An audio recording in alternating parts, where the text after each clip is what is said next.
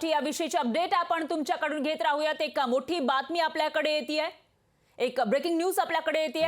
तोडफोडीचं मनोज जरांगेंकडून समर्थन करण्यात आलेलं नाहीये, तर मराठा समाज शांतताप्रिय असल्याचा दावा मनोज जरांगे पाटील यांनी केलाय। आताची सगळ्यात मोठी आणि महत्त्वाची बातमी म्हणावी लागेल, मराठा तरुण तोडफोड करूच शकत नाही असं मनोज जरांगे पाटलांनी केलेलं आहे। तर गुणरत्न सदावर्ते वकील यांच्या गाडीची तोडफोड झालेली होती आणि त्या पार्श्वभूमीवर आता मनोज जरांगे पाटील यांचं हे विधान समोर येत आहे। मराठा समाज शांतताप्रिय असल्याचा दावा त्यांनी केलेला आहे आणि मराठा तरुण तोडफोड करूच शकत नाही असं ते म्हणतायत आणि जी तोडफोड करण्यात आली त्याला आपलं समर्थन नसल्याचंही या ठिकाणी मनोज जरांगे पाटील यांनी सांगितलेलं आहे। तर काही तरुणांनी तोडफोड केलेली होती आणि ती कशा पद्धतीने तोडफोड केलेली होती, काचा पडलेल्या होत्या, हेही आपण बघितलेलं आहे। त्यानंतर आता मनोज जरांगेंचं हे वक्तव्य आणि या विषयाची माहितीसाठी आपले प्रतिनिधी सचिन बडे हे थेट आपल्या सोबत जोडले गेलेले आहेत जालन्यावरून। ते स्वतः मनोज जरांगे सुद्धा त्यांच्या सोबत आहे, त्यामुळे त्यांच्याकडूनच जाणून घेऊयात आपण। सचिन, काय सांगाल? तोडफोड झाली आहे वकील गुणरत्न सदावर्ते यांच्या गाड्यांची, याविषयी मनोज जरांगे पाटील यांचं नेमकं काय म्हणणं आहे?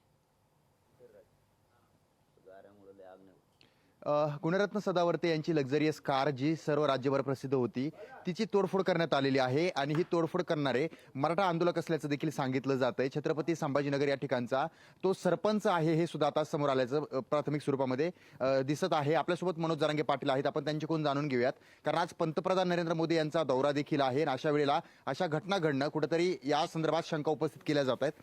पाटील, काय सांगाल? तोडफोड झाल्याची घटना समोर आलेली आहे आणि ते मराठा आंदोलक असल्याचं देखील आता प्राथमिक स्वरूपात समोर आलेलं आहे। तुम्हाला काय सांगायचंय?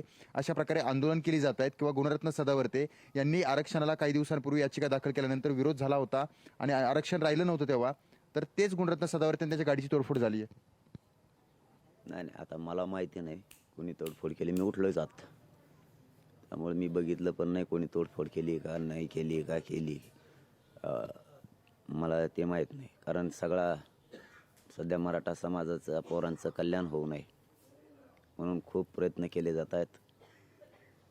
त्यांना आरक्षण दिलं जात नाही, मराठ्यांची पोरं मोठे नाही झाले पाहिजे याच्यासाठी बऱ्याच जणांचं गरळ ओकणं, विष पेरण्याचं काम सुरू असतं। परंतु कोणाच्या गाडीवर तोडफोड झाली, कोणाची गाडी फोडली का काय हे मला माहीत नाही। पण जर तसं घडलं असेल, मला नाही वाटत मराठा समाज शांततेत आंदोलन करतोय, मराठा समाज आंदोलन करेल। मराठा समाजाने एकदा ठरवलंय की शांततेत आंदोलन करायचं तर मराठा समाज शांततेतच आंदोलन करतो। मराठा समाजात शांतताप्रिय, शांततेतच मराठा समाज आरक्षण मिळवणार आहे। परंतु जर असा काही तोडफोड प्रकार झाला असेल तर त्याचं आम्ही समर्थन नाही करत, कारण शांततेत आंदोलन करायचे आणि मराठ्यांना आरक्षण मिळवून द्यायचं। मराठा समाज एकदम शांतताप्रिय आहे आणि तो या शांततेचंच आरक्षण मिळवणार। कितीही देण्याचा प्रयत्न करू नका, कितीही आडवं मराठा समाजाला आरक्षण न मिळण्यासाठी आडवं पडण्याचा प्रयत्न करा। तुम्हाला कितीही वाटलं मराठ्यांचे पोरं मोठे नाही झाले पाहिजे, मराठ्यांचे पोरं खूप हुशार आहेत, त्यांना आरक्षण दिल्यावर ते सुधारतील, मोठे होतील, त्यांचं भविष्य चांगलं होईल म्हणून आरक्षण द्यायचं नाही असे कितीही षडयंत्र रचले, कितीही डाव रचले, तरी माझा मराठा मायबाप गावागावातला एकजूट झालाय, शांततेत एकजूट झालाय। विनाकारण कोणीतरी दुसरेच करणार आणि ते माझ्या मराठा समाजाच्या वर येणार, त्यांना डाग लावणार। परंतु मराठा समाज शांततेत आंदोलन करतोय, शांततेत करत राहणार आहे आणि या शांततेच्या आंदोलनातच मराठा समाज आरक्षण 100% मिळवणार आहे। काय जो प्रकार काय झालाय तुम्ही म्हणताय तो, त्याचा मराठा समाज समर्थन करत नाही। असाच इशारा जो होता तो पंतप्रधान नरेंद्र मोदी यांच्या शिर्डी दौऱ्यादरम्यान देण्यात आलेला होता। आज त्यांचा तो दौरा आहे आणि अशा प्रकारे ह्या घटना घडतात, त्यामुळं कुठंतरी समाजाचंही नाव घेतलं जातं आणि त्यानंतर अशा घटना घडल्याच्या नंतरचे पडसाद राज्यभरामध्ये पाहायला मिळतात। आता ही एक घटना आहे, यानंतर अशा सुद्धा घटना समोर येऊ शकतात। नाही, कोणी करून जाईल, मराठ्यांचं नाव बदनाम होईल। आता मी आत्ताच उठलोय, कोणी केलंय माहीत नाही, अधिकृत माझ्याकडे माहिती पण नाही। परंतु जर असा काही प्रकार घडला असेल तर आम्ही सांगितलं ना की मराठा समाज त्याचं समर्थन करत नाही। परंतु सरकारनंही जरा भानावर आलं पाहिजे। ठिकाणावर आलं पाहिजे. हमेशाच मराठा समाजाचा द्वेष नाही केला पाहिजे. गोरगरिबांच्या लेकरांचं मराठ्याचं वाटोळं नाही झालं पाहिजे, याच्यासाठी बी प्रयत्न केले पाहिजे. प्रत्येक वेळेसच विनोद केल्यासारखं हसण्यावर न्यायचं. प्रत्येक वेळेस एकच उद्देश ठेवायचा की आरक्षण नाही द्यायचं. मराठा समाजाचा वेळोवेळी अपमान करायचा. 40 दिवस वेळ घेतला, 30 दिवस वेळ घेतला. तुम्हाला आरक्षण द्यायचं नव्हतं तर वेळ घ्यायचंच नाही तुम्ही, किंवा वेळ आम्हाला द्यायचाच नाही की आम्ही 30 दिवसात देतो म्हणून. वेळ द्यायची. एकीकडून मराठा समाजाला आशा लागायची, नाही आता आपल्याकडून वेळ घेतलाय, सरकार आपल्याला 100% देईल, आम्ही 4 दिवसाचा वेळ दिला. निश्चितच त्याच वेळेस तुम्ही गप्प बसायचं. नाही म्हणले 4 दिवसात कायदा पारित होणार नाही, आणि जर ते झाला किंवा आम्ही केला निश्चितच. तुमच्या सचिन, म्हणण्यावर आपलं तो थोडंसं challenge थांबावं होईल. लागणार आपल्याला, कारण एक मोठी अपडेट येते त्याच्यावर सुद्धा तुमच्याकडून प्रतिक्रिया घ्यायची आहे. मराठा समाजानं तोडफोड केलीच नसेल असं जरांगे पाटील यांनी म्हटलेलं आहे. तर मराठा तरुण तोडफोड करणारच नाही असा विश्वास सुद्धा जरांगे पाटलांनी व्यक्त केलेला आहे.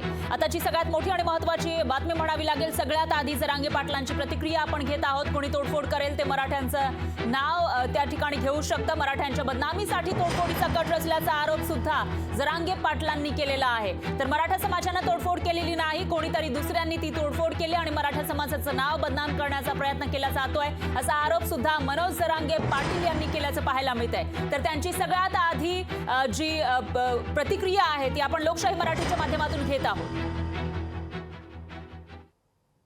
आणि आरक्षण देत नाहीत म्हणजे तुमचे मराठाविषयी किती वाईट भावना आहे, किती वाईट विचार तुमचे मराठ्यांविषयी याच्यातून लक्षात येतं. तुम्हाला मराठ्यांचे लेकरं मोठे व्हावात असं सरकारला वाटतच नाही.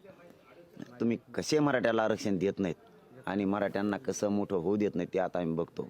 आम्ही शांततेत आंदोलन सुरू केलेले, शांततेत. आम्हाला विनाकारण मराठा समाजाला आमच्या अजिबात कोणी डाग लावायचा नाही. मराठा समाज शांततेत सगळीकडे आंदोलन उभं आहे. आमच्या गावात येऊ नका ना, आम्ही तुमच्या दारात येत नाहीत. तुम्ही आमच्या गावात येता कशाला? तुम्ही आम्हाला आपलं मानत नाहीत. तुम्ही जर आम्हाला आपलं मानलं असतं तर तुम्ही आरक्षण दिलं असतं. तुम्ही फक्त आमचा उपयोग करून घेता. तुम्हाला मोठं व्हायसाठी, तुमच्यावर गुलाल पडायसाठी आमच्या गोरगरिबांच्या लोकांना फसवून तुम्ही मोठे होता. आता आमचा उपकार फेडायची वेळ आली तर तुम्ही उपकार फेडण्याऐवजी षड्यंत्र रचता. हा म्हणता, महिन्यात देतो म्हणता, देत नाहीत. मग तुम्ही जर आम्हाला आपलं मानत नाही तर आमच्या गावात येऊ नका. आम्ही तुमच्या दाराला सचिन, शिवत नाही. आपण प्रतिक्रिया घेत आहोत जरांगे पाटलांची, पण आपल्याला थोडंसं थांबावं लागणार आहे. एक मोठी अपडेट येते, त्यांच्याकडून आपण प्रतिक्रिया घेणारच आहोत. मराठा तरुण तोडफोड करणारच नाही असा विश्वास त्यांनी व्यक्त केला आहे.